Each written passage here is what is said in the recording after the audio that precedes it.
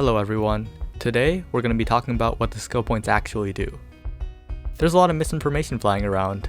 The Wynncraft wording is pretty confusing and a lot of people just don't know what they're talking about, so I'm just here to talk about common knowledge to some people but a complete unknown to others. First up is strength, the damage skill point if you will. Before 1.20.3, so as of this video's recording, it's effectively a spell melee percent boost, which means it doesn't stack with other boosts, it just acts alongside them. It doesn't multiply final damage, it's just another bonus. That's really underwhelming for a skill point marketed as increasing your damage. It also boosts poison though, which is important because this is one of the few sources of poison boosting. After 1.20.3 however, it's no longer a lie. It'll multiply final damage by its percent. It'll act additively to Dex crits though, that's important. So, Dex crits won't double your post strength damage. They'll just double your damage and work alongside strength. It'll still boost poison, that's important. And as always, for all skill points, they all have an additional elemental damage bonus that acts as their element's percent damage ID. Next up, we have dexterity. It's basically the exact same situation with strength. It's marketed as double damage crits, but right now it's effectively just 100% ID bonus. After 1.20.3 however, it'll live up to its name, it'll double your final damage on crit.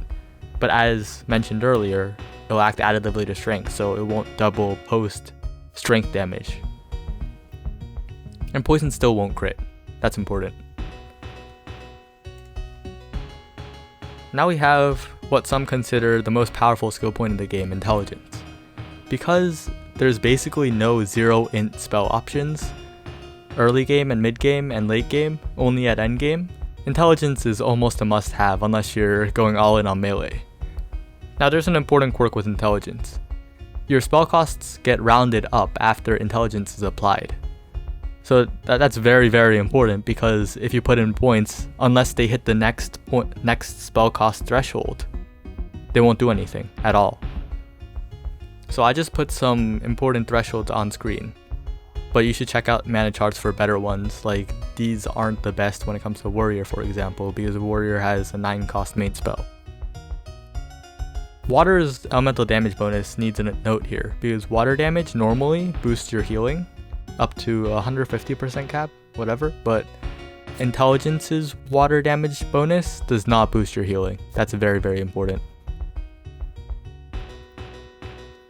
Now defense. It's an 80% damage reduction at max. It's just a damage reduction, a final damage reduction. It does have a few quirks though. It doesn't reduce poison, but that's not nearly as important because it basically doesn't work in PvP regardless. It acts as an additive damage reduction, so it'll do very little. It's basically like subtracting the defense percent from the base damage from the final damage, so a tiny bit of what the actual damage is. Thankfully, PvP isn't core content.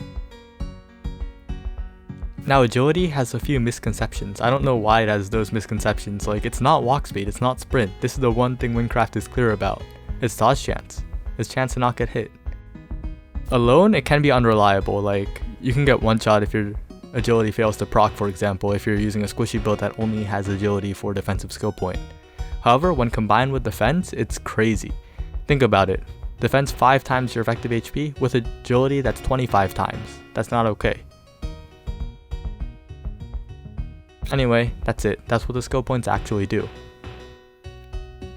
I don't know why this is so hard, but I guess that's just Wynncraft. As always. Yep. See you on the next one.